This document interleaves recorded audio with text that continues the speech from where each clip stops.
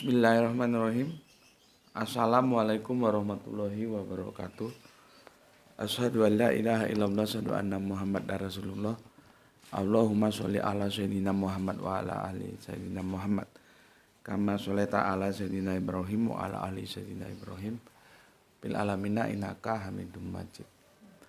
Sebelumnya kita panjatkan dahulu doa kepada Gusti Allah Agung untuk saudara-saudara kita yang telah memberikan sholawatnya kepada channel dakwah ini, sehingga channel ini dapat dengan setia hadir dalam ruang-ruang diskusi kalian semuanya dimanapun kalian berada. Tentu dengan sebuah harapan, insya Allah sholawat itu akan menjadi catatan langit amal soleh bagi mereka dan keluarganya kelak, dan insya Allah akan terbalaskan dengan balasan yang lebih baik lagi.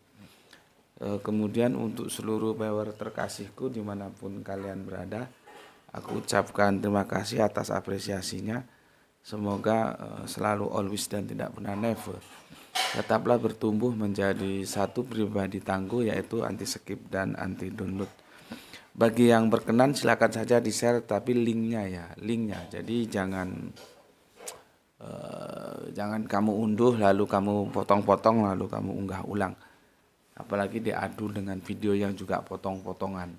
Aku tidak pernah kasih izin untuk hal yang seperti itu, ya. Jadi apabila mau ya silahkan saja, bagi yang mau di share linknya saja. Jadi jangan diunduh terus dipotong-potong terus diunggah ulang gitu ya. Oke. Berikutnya untuk kalian semuanya, aku nggak bisa sebutkan satu persatu. Aku ucapkan terima kasih atas doa baiknya untukku dan keluarga, dan semoga kebaikan doa itu juga tercurahkan kepada kalian semuanya. Sebagai sesama saudara, kita saling mendoakan dalam kebaikan, dan insya Allah doa kita bagian dari sekian banyak doa yang dikabulkan oleh Gusti Allah Agung. Amin amin ya rabbal alamin. Oke, minum kopi dulu. Kopinya selalu hangat ini kalau pakai. Aduh, panas. Bismillah. Tahan panas kalau pakai ini dia.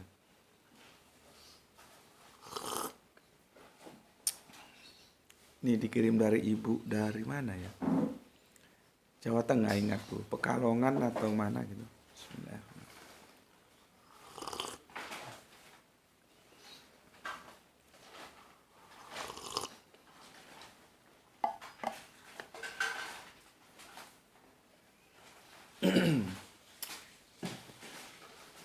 Oke, sebelum kita lanjutkan kajian kita berikutnya, aku akan bacakan komen yang masuk dari kalian ya. Kemarin itu apa tajuknya? Oh ini ya, paksalah mereka ke jalan yang paling sempit. Hadis riwayat Tirmizi ya. Ini salah, ini bukan 26.2.224, maksudnya 2624 ini ya, nanti supaya diedit ya. Jadi begini maksudnya, hadis itu bernomor 2624 gitu ya. Ini salah. Oke, nanti tak minta Gra itu untuk mengeditnya ya. Behind screen-nya belum aku sampaikan ya, kenapa hadis ini muncul. Itu yang nanti akan menyelesaikan permasalahan-permasalahan yang menjadi perdebatan yang tidak berujung antara teman-teman Islam dan kafir yang ada di YouTube. Bukan di YouTube, yang ada di Facebook ya. Jadi kan hadis ini dia nukil ya, terus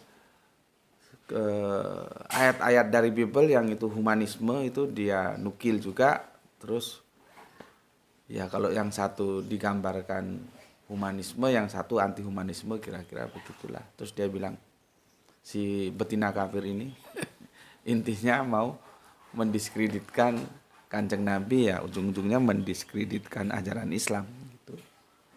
Ya. Sementara dalam diskusi itu tidak ada jawaban yang itu bisa memberikan pencerahan yang baik, yang bagus, yang tepat gitu loh ya dari teman-teman Islam. Makanya aku bilang belajar Islam itu menjadi menu utama kita. Baru nanti belajar kristologi atau agama-agama lain boleh gitu ya. Kalau tentang Islam itu wajib, kalau yang lain itu boleh, jais, itu hukumnya jais, boleh-boleh saja. Tapi itu juga bersyarat. Jadi gini, jangan kamu bermain di tepi pantai kalau kamu belum pandai berenang. Kamu belum pandai berenang, kamu main di tepi pantai, ya akhirnya kamu terbawa arus justru, bukan mengendalikan arus.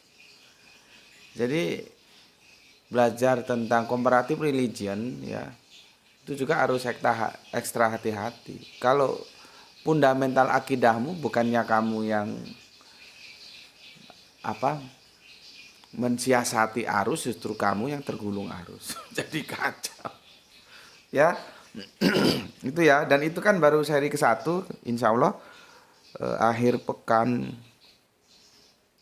depan ya pekan inilah ya akan kita selesaikan itu ya. Oke.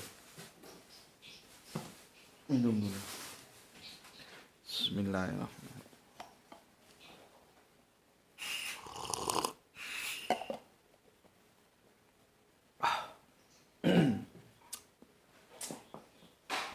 Sekarang aku mau bacakan komen yang masuk dari kalian.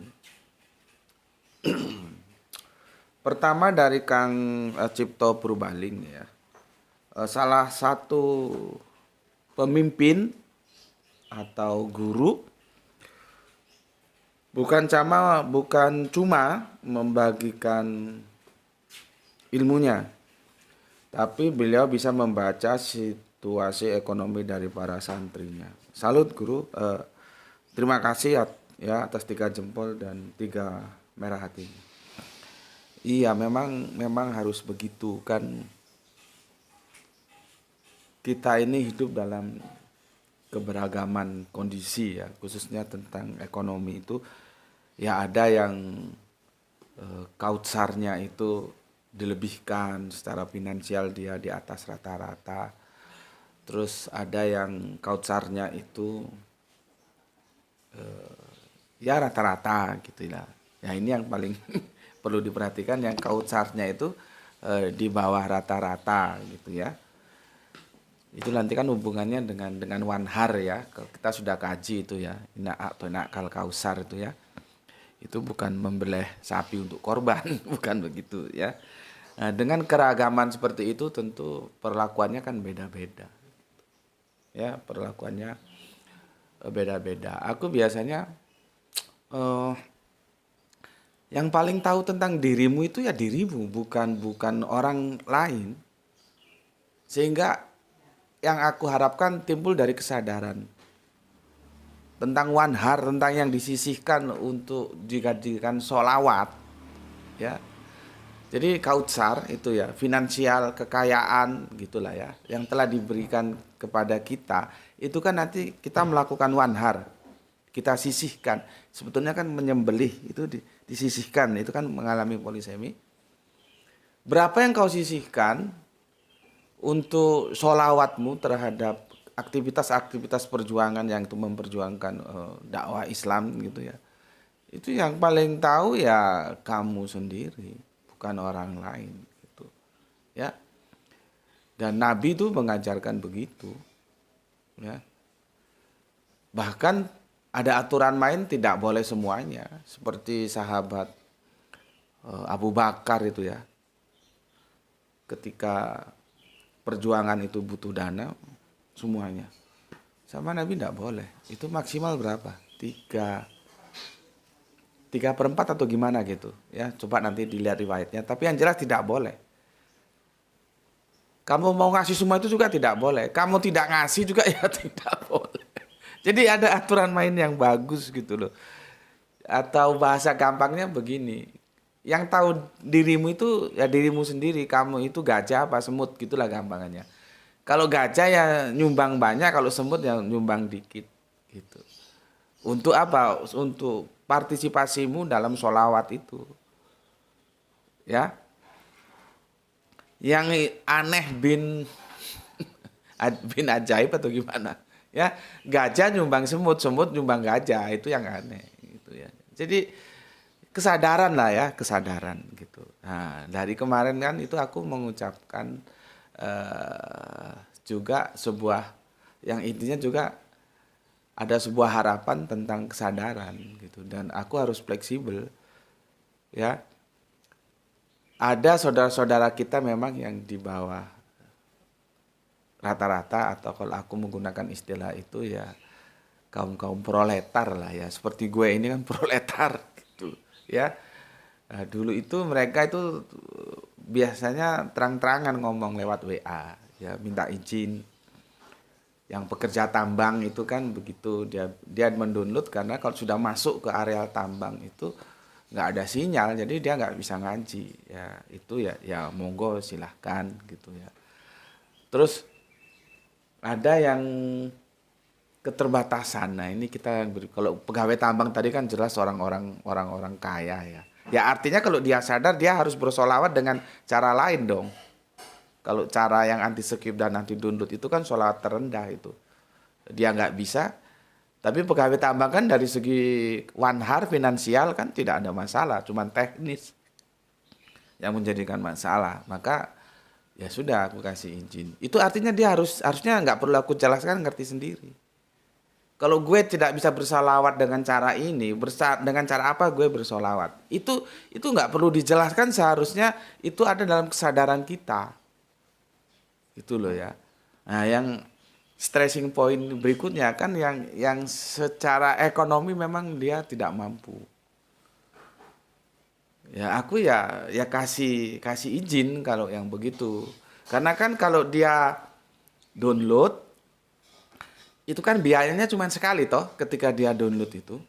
Nah, setelah itu dia setel di downloadan itu kan dia nggak terkena biaya paketan lagi toh.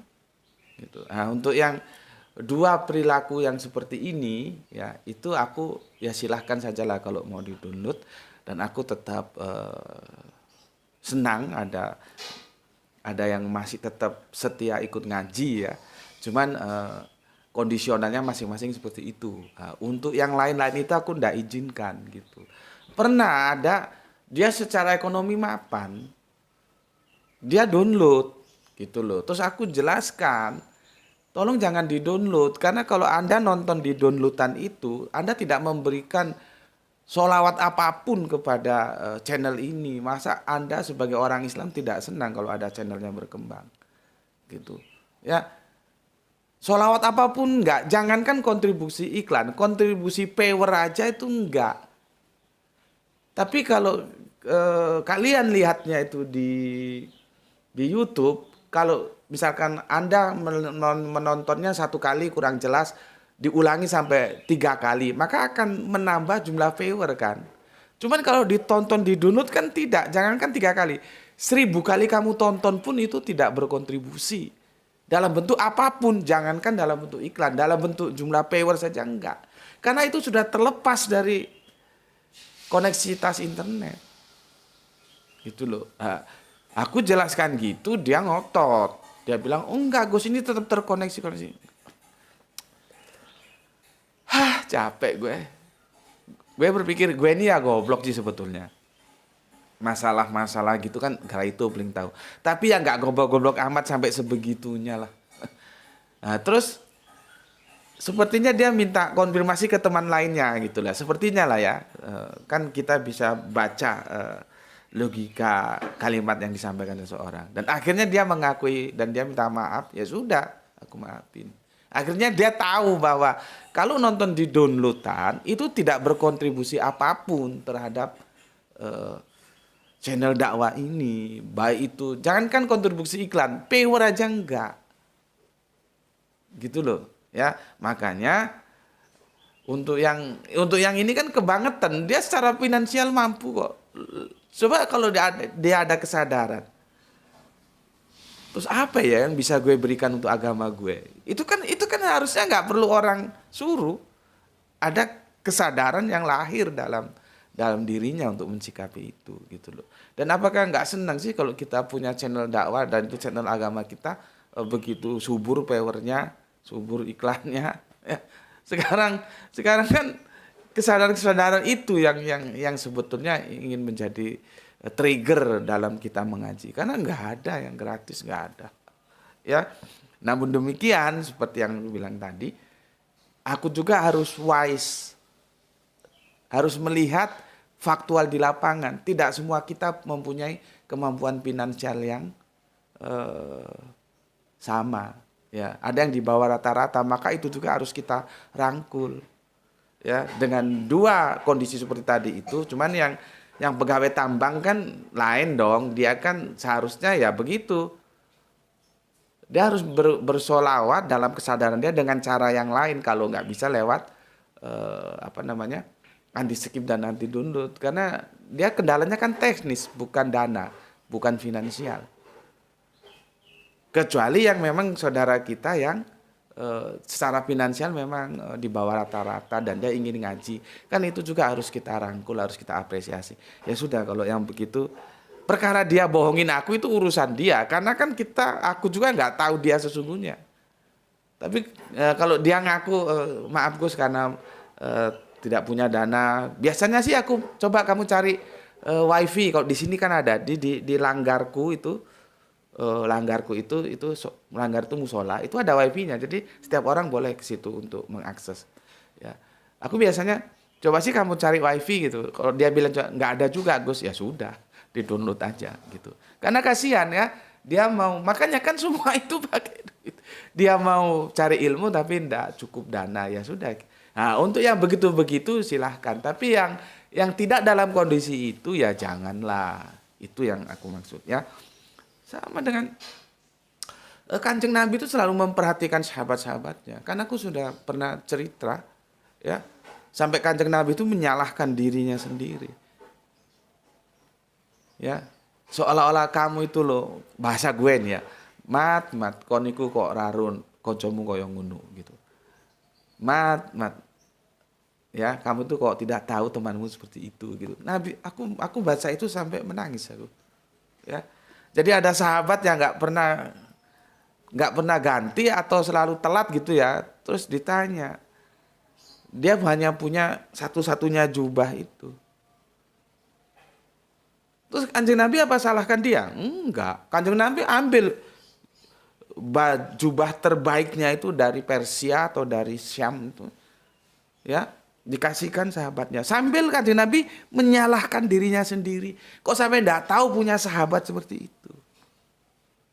Nah, akhirnya ketika mau berangkat perang ditanya, loh, Nabi kan hafal dong. Seperti lu ngasih baju orang kan mesti lu hafal bajunya. Ketika baju itu nggak dipakai, lu kan tanya, lu kemana baju yang gue beri kemarin gitu. Kira-kira begitulah ya. Sahabat pun ditanya sama Kanjeng Nabi, kemana baju yang aku kasih kemarin? Terus dijawab, saya jual ya Rasulullah gitu. Memang baju itu kalau bahasa kita branded lah gitu ya. Jadi Nabi itu ngasih itu yang bagus, bukan yang lu nggak doyan lu kasihkan orang. Ya, itu ya branded, dijual ya, karena itu branded ya mahal. Ya. Saya jual ya Rasulullah gitu ya. Terus yang separuh ya dikasihkan, separuh duit dari hasil penjualan dikasihkan keluarganya yang mau saya tinggal perang ya Rasulullah. Yang satunya saya belikan ini ya Rasulullah.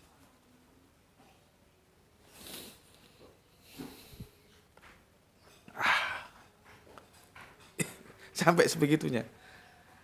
Jadi yang separuh dikasihkan keluarganya yang mau ditinggal perang, yang separuh dibelikan baju lagi yang jelekan.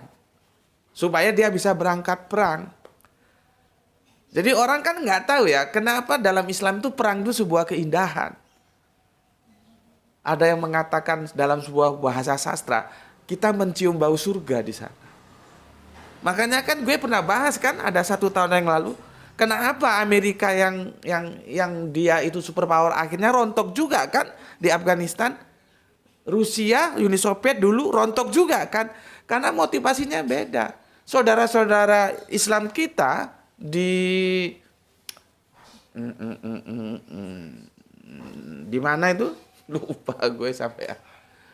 Afghanistan ya, itu melakukan peperangan atas dasar kecintaan terhadap agamanya dan itu perintah agamanya.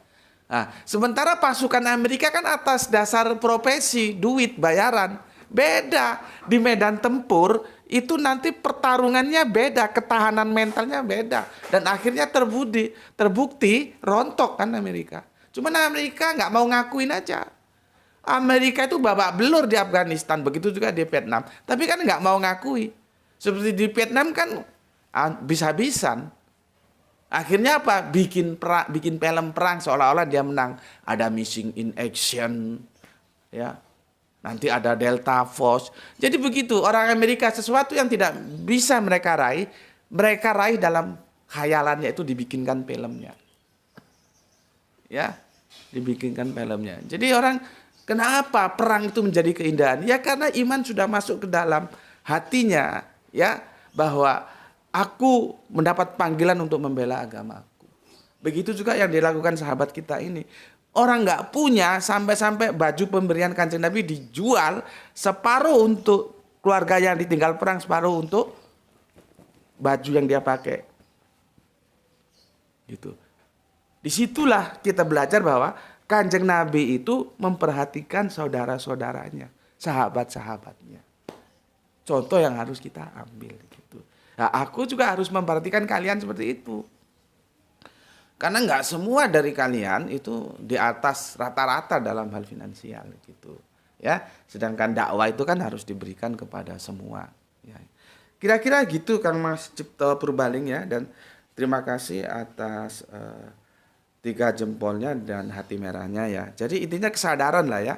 Siapa dirimu ya kamu yang paling tahu dan apa yang harus kamu berikan untuk agamamu. Sholawatnya itu nggak bisa ditentukan begini, enggak. Kamu sendiri yang paling tahu. Maka dari itu juga aku selalu mengajak kalian untuk mendoakan saudara kita yang bersolawat lewat infak dakwah, karena itu menjadi ketangguhan juga dari kebertahanannya channel ini, gitulah ya. Karena kalau dari iklan jauh. Gitu Mas Cipto Purbaling ya. Kemudian untuk Aki Beben, Mas Aki Beben, setuju Gus, itu yang kebanyakan apologet kita tidak pahami bahwa pengetahuan tentang Islam adalah nomor 1. Saya bahkan jadi mudah mereaksi oten karena basis Islam yang saya pahami. Mantap. Oke, terima kasih. Salam Isra untuk Aki Beben yang ada di Natuna ya. Kemudian Kang Rupanom, Assalamualaikum Gus. Waalaikumsalam. Depok izin mampir ngombe nyimak kajian. Saya setuju dan berkesimpulan bahwa ilmu yang berharga itu tidaklah murah, ya. Harus didapatkan dengan pengorbanan. Minimal seperti yang jenengan arahkan dengan cara anti skip dan anti download. Iya, itu sholawat yang paling ringan. Seringan-ringannya sholawat yang orang rata-rata bisa melakukan kecuali yang 2 tadi yang gue sebut gitu loh. Ya. Karena sangat terkait dengan hukum hablum minan nas. Ada proses belajar dan mengajar yang sama-sama berharap ilmu yang barokah. Anti skip dan anti download bayar uang sekolah. Terima kasih. Salam Isra. Oke, salam Isra untuk Kang Rufano Fitra yang punya Depok. Oke. Iya benar begitu ya. Terima kasih. Kemudian soleha kita Gispati ya. Alhamdulillah Palu hadir ketika, salam Isra buat semuanya. Oke, salam Isra juga untuk Gispati yang ada di Palu dan terima kasih atas 3 hati merahnya. Kita lanjutkan Pak Abdul Muluk. Assalamualaikum Gus. Waalaikumsalam. Semoga selalu dalam keadaan sehat. Salam Isra. Oke, terima kasih. Salam Isra untuk yang ada di sana. Kita lanjutkan Kang Sahran Gipari menyimak setelah 30 menit tayang. Siang terik dan berangin sambil ngopi hitam kesukaan. Oke, mantap. Yang ada di Bandung Utara bagian barat ya. Salam Isra. Kemudian dari Cirebon ada Kang Juan Toanto. Cirebon hadir ikut ngaji Gus. Oke, terima kasih Kang atas hati merahnya. Kita lanjutkan ke Pak Ikhwan Tamim ya, sesepuh kita yang ada dari Tangerang. Salam Isra keren tampilannya modis bingit. Oh, yang kemarin diginikan itu ya. Itu era-era anu, Pak. Era-era itu sudah akhir saya mahasiswa itu ya, menjelang wisuda kalau nggak salah. Itu kan lagi ngetop-ngetopnya Rano Karno waktu itu. Rano Karno masih kurus, masih ganteng ya. Dia duet dengan Nela Regar yang artinya itu apa ya? Lagunya itu bilang hitam kala hitam, bilang putih kala putih. Gitu. Kan jadi kerahnya digini. dulu dulu di kalangan kami mahasiswa itu keren tampilan gitu ya. Itu Rano Karno yang begitu ya. Dan ada salah satu teman kos juga begitu ya. Orangnya sih biasa gitu, tapi selalu rapi. Kalau gue kan ya, kalau pas pengen aja begitu, kalau enggak ya enggak. Jadi gue bukan, sebetulnya gue bukan tipe pesolek, bukan tipe yang modis-modis bingit gitu. Ya kemarin karena ingat aja ya, gitu. Oke, nah ini sekarang kembali gini lagi. Oke Pak, itu sekedar mengenang masa lalu aja Pak ya. Tapi terima kasih atas apresiasinya ya. Tampilannya modis bingit. Oke, matur nuwun. Kita lanjutkan Kang Mas Dian Yuda. Semoga Semarang izin ngaji Gus. Oke, terima kasih. Sama-sama ya. Semoga Semarang jadinya SNG. Satu jader, satu akar kata ya. Kemudian Kang Wahyu 72, Assalamualaikum berbas hadir, salam Isra. Oke, Waalaikumsalam, salam Isra juga untukmu. Kemudian Kang Mas Wahyu Junaidi, Assalamualaikum Gus, Waalaikumsalam. Iklan Kristen Isa banyak bermukjizat muncul lagi. Betul itu iklan, Isa banyak bermukjizat daripada Yesus. Makanya segera diedit itu iklan, Isa jadi Yesus. Kalau enggak akan terjadi banjir mukalaf. Tak tunggu-tunggu, akhirnya muncul juga tuh iklan dan belum diedit. Salam Isra. Oke, salam Isra untuk saudaraku yang ada di Singosari. Ya, Assalamualaikum, Waalaikumsalam. Jadi begitu, konsekuensinya banyak ya. Seharusnya iklan itu jangan Isa dan Islam, tapi Yesus dan Islam gitu loh. Ya. Makanya ya, ada sesuatu yang sedang kita perjuangkan dan itu masih strategi, jadi nggak boleh di-share ya. Tapi teman-teman yang ada di grup WA ya, yang sudah masuk ke grup WA sudah tahu hal apanya. Karena itu wujud pengelabuhan. Kenapa nggak terang-terangan aja Yesus, ya sudah Yesus. Kenapa harus Isa? Katanya nggak mau Isa. Tapi iklannya seperti itu. Dan yang dikerjain itu kan mesti orang Islam. Karena tampilan awal di sinetronnya itu ya, cuplikannya mesti tampilan Islami itu. Yang pakai jilbab lah, yang pakai kopiah. Nanti ujung-ujungnya jilbabnya lepas, kopiahnya lepas. Dan itu bapak-bapak kita yang punya stakeholder dalam keberagamaan, tenang-tenang saja, Mbak. Memang boleh iklan seperti itu. Apa memang sudah nggak ada lagi aturan iklan seperti zaman-zaman gue masih mahasiswa dulu. Dulu ada aturan-aturan iklan. Karena itu iklan itu bukan diskusi akademis. Itu loh. Repot sekarang, semua serba boleh ya sudah. Jadi jangan ada yang nangis bombay lah. Kan kemarin ada yang protes, Gus, seperti itu kok selalu ngutip-ngutip Alkitab. Lah kamu lihat enggak yang ngutip Al-Quran juga banyak kok di Facebook. Kok jadi nangis bombay lo? Karena sekarang ini kita masuk zaman yang serba boleh, ya sudah. Kita bermain menikmati kebolehan itu. Tapi walaupun demikian aku tetap dalam suasana yang terukur secara akademis karena basicnya akademis. Ya, oke, itu Kang Wahyudi. Kemudian Kang Rio Anwar Kusuma ya, namanya gandeng Rio Anwar Kusuma.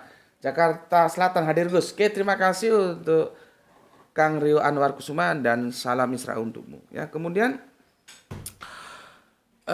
Ditaku-taku. Assalamualaikum warahmatullahi wabarakatuh. Waalaikumsalam Gus Putih, sehat selalu nggih. Salam Isra. Oke, terima kasih. Begitu juga doa yang untukmu. Waalaikumsalam. Terima kasih atas 3 hati merahnya. Jumat Wage.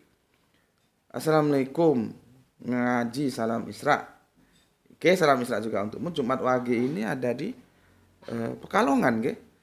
Kemudian Kang Irfan Al Akbar. Gak dipepet pun mereka sekarang sudah terpepet dengan maraknya medsos dan dialog lintas agama di internet. Masih menyimak sambil ngomong sambil ngemong anak lanang dari rumah Malang. Oke, monggo dilanjut. Terima kasih ya. Nggak dipepet pun sudah terpepet. Kang Didi, assalamualaikum. Nyimak Gus, waalaikumsalam. Monggo. Kang Lasmi Nasmat, bismillah. Santri Gus Metik Makassar hadir, salam Isra. Oke, salam Isra untuk semua saudaraku yang ada di Makassar ya. Aljus number one ya, The Peace. Oke, terima kasih untuk Kang Mas Aljus yang ada di mana ini? Di Bandung ya. Oke, sudah ya? Atau ada Oskis. Galak izin nyimak Gus. Sekaligus mohon izin bertanya terkait salam Gus. Monggo. Pertama, saya pernah membaca suatu hadis yang diriwayatkan dari Anas bin Malik bahwa bila umat Islam diberi salam oleh para ahli kitab dari Yahudi dan Nasrani, cukup dijawab dengan wa'alaikum. Apakah artinya ketika salam tersebut adalah salam yang baik, maka dengan jawaban alaikum itu umat muslim juga mendoakan semoga kembali kepada yang memberi salam. Begitu pula bila salam tersebut bermakna negatif. Begini, ini kayak jadinya kita bahas tentang salam ya. Oke, gue jawab satu persatu ya. Jadi ini gue gampangnya beginilah. Gampangnya umat Islam itu memposisikan sebagai cermin. Jadi pantulannya itu tergantung yang berkaca di depannya. Kalau yang berkaca itu baik maka akan memantul baik. Kalau buruk ya memantul buruk. Maka itu dijawab wa'alaikum. Wa'alaikum itu gampangannya ya begitu juga engkau. Kira-kira begitulah ya terjemahannya ya. Begitu juga engkau gitu. Jadi kalau kamu memberikan doa baik ya kami juga baik kepadamu. Kalau buruk ya buruk juga kepadamu. Jadi seperti cermin. Umat Islam itu memposisikan diri sebagai cermin, tergantung apa yang bercermin. Kalau kebaikan maka akan memantulkan kebaikan, keburukan. Begitu ya. Pertanyaan kedua, dalam kisah hidupnya Muhammad, beliau mengirimkan surat kepada beberapa raja saat itu, misalnya kerajaan Romawi dan Persia. Dengan salam pembukaan pada surat itu tertulis salamun ala min itaba al-huda. Apa sebenarnya makna dibalik salam pembuka surat tersebut, Gus? Oke, salam ini diberikan kepada mereka yang masih belum menerima Islam. Ya. Jadi salam ini tidak boleh ya diucapkan sesama saudaranya Islam. Ya gini. Karena ungkapan ini dinyatakan kalau kita lihat behind screen-nya, dinyatakan Rasulullah ya itu berkirim surat kepada orang-orang yang ghairu muslim, yang belum menerima. Kan jadi benar begini dia.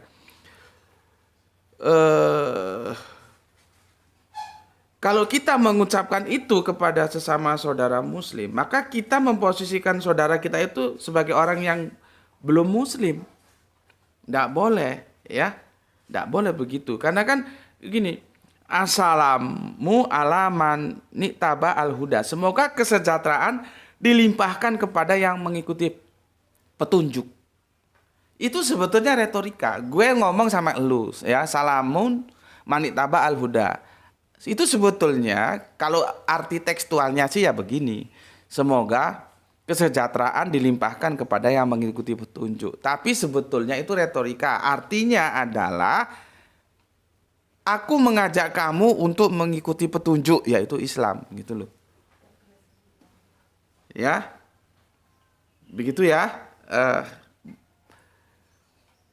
Ini aku nggak punya waktu cukup untuk menjelaskannya ya. Coba aku mampatkan ya, karena si kecil sudah mau berangkat sekolah.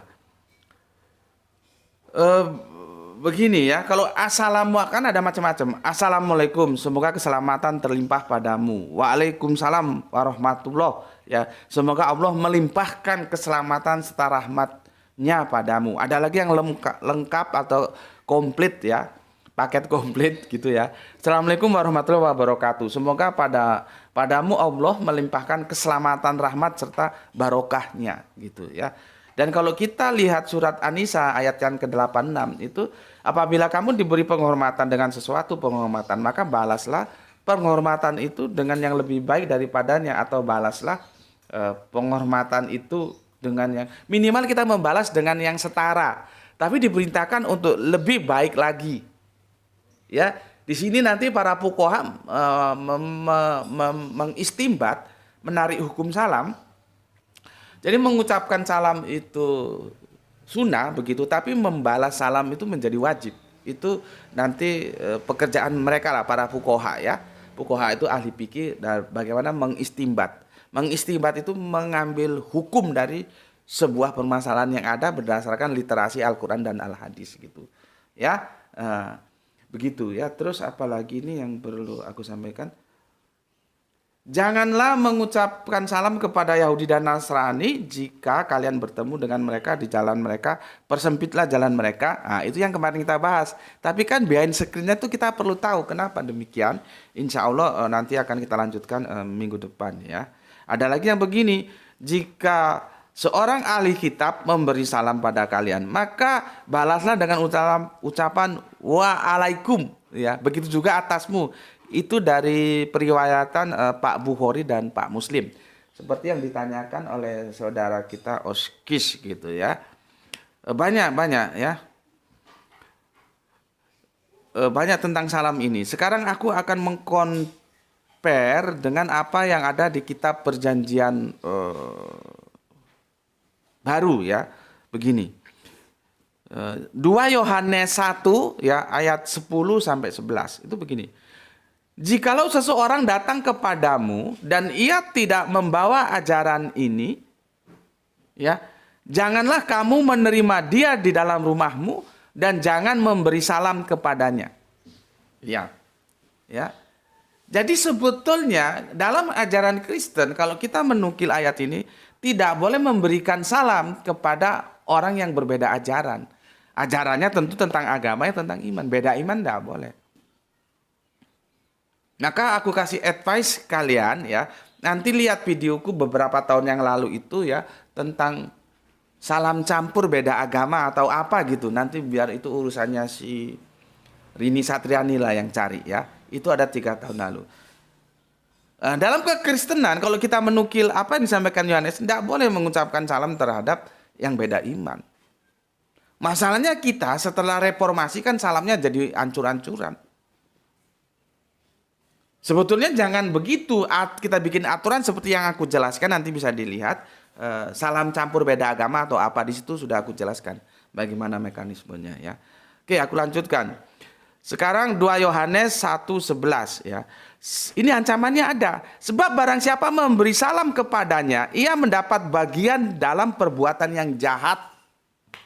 Itu pesan di 2 Yohanes 1:10 sampai 11. Jadi jangankan memberikan salam, memasukkan ke dalam rumah kita saja kalau ajarannya beda, nggak boleh. Ya, di sini karena wawasan kita kurang sih ya untuk belajar bagaimana sebetulnya salam itu harus diberikan ya. Ini karena aku benar-benar limit ya waktunya, maka aku cukupkan demikian ya, dan semoga bisa memberikan penjelasan dari Oskis ya, terutama tadi tentang wa'alaika itu ya seperti cermin yang aku bilang tadi. Kemudian salamu manitaba itu khususnya teman-teman Islam harus tahu itu diberikan kepada yang goiru Islam. Itu sebetulnya retorika harapan kita ya, semoga dia mau mengikuti petunjuk gitu loh ya. Jangan kamu ketemu sama-sama Islam kamu bilang salamu manitaba ya. Kacau, nggak begitu ya. Kemudian ini yang terpenting. Guru Al-Qur'anku Ustadz Panani, semoga Allah merahmati tidur panjangnya. Jadi Gus Panani ngajarkan sama aku begini. Kenapa dia tidak mau mengucapkan salam kepada orang kafir? Gitu loh. Dia tidak mau. Karena itu bertentangan dengan konteks salam itu sendiri. Ya. Karena bukan sekedar salam. Itu begini kalau guru Al-Qur'anku menjelaskan, assalamualaikum itu adalah semoga keislaman itu tetap padamu. Jadi bukan keselamatan, bukan netek. Masalahnya kan begini ya. Kita banyak menyerap bahasa Arabian ketika masuk ke kita itu juga menjadi bahasa kita jadi sulit untuk menjelaskan. Seperti ini, adil itu apa? Bukan terminologinya lah ya, tapi ada nggak kosakata adil? Kan nggak ada. Karena itu sudah menjadi bahasa kita. Begitu juga salam. Maka kalau diterjemahkan salam itu ya nggak bisa ya salam. Karena sudah bagian menjadi bahasa kita. Nah, almarhum Gus Farhani menjelaskan, itu bukan salam tapi Islam. Karena dia satu jader. Makanya kan gue sudah jelaskan, setiap nabi itu muslim, tapi tidak setiap nabi itu Islam. Ya, karena Islam itu berasal dari dua kemungkinan. Bisa dari muslim, bisa dari salama. Kalau sorob nahunya seperti itu, tinggal dari mana dia. Ketika zaman sebelum Kanjeng Nabi Muhammad, maka dia harus diterjemahkan sebagai muslim, bukan Islam. Berarti dia akar katanya dari salama, bukan Islam, gitu loh. Ya, ini ribet, tapi sudah aku pernah jelaskan, semoga kalian tahu. Jadi assalamualaikum itu aku ketemu elu gitu ya. Semoga keislaman itu tetap ada atasmu. Gitu loh, bukan keselamatan lagi. Maka nggak mungkin kita mengucapkan assalamualaikum kepada orang yang di luar Islam, baru Islam. Ya, nah, nanti lain lagi kalau MH itu Cak Nun itu begini aku pernah dengar. Assalamualaikum itu kan berbicara tentang keselamatan. Itu mengatakan bahwa gue ini tidak menjadi ancaman bagi elu. Jadi lu selamat bersama gue gitu ya. Itu dua tafsir yang aku kira asik lah ya, tinggal bagaimana kalian mau mencermatinya. Aku kira karena ini bidadari kecilku Nduk Ranti sudah standby, aku harus akhiri ya. Insya Allah nanti bisa kita pertajam lagi. Sampai di sini dulu pesan aku, jaga Allah, jaga Kanjeng Nabi, jaga Al-Quran, jaga sholatmu, jaga Islammu dalam bingkai keindahan imanmu, simpan di dalam hatimu yang paling dalam. Tetapi tetap memberi hormat kepada saudara-saudara kita yang memilih jalan lain karena mereka tetap saudara kita. Semoga mendapatkan keberuntungan, yaitu rezeki yang barokah dan kesehatan yang prima.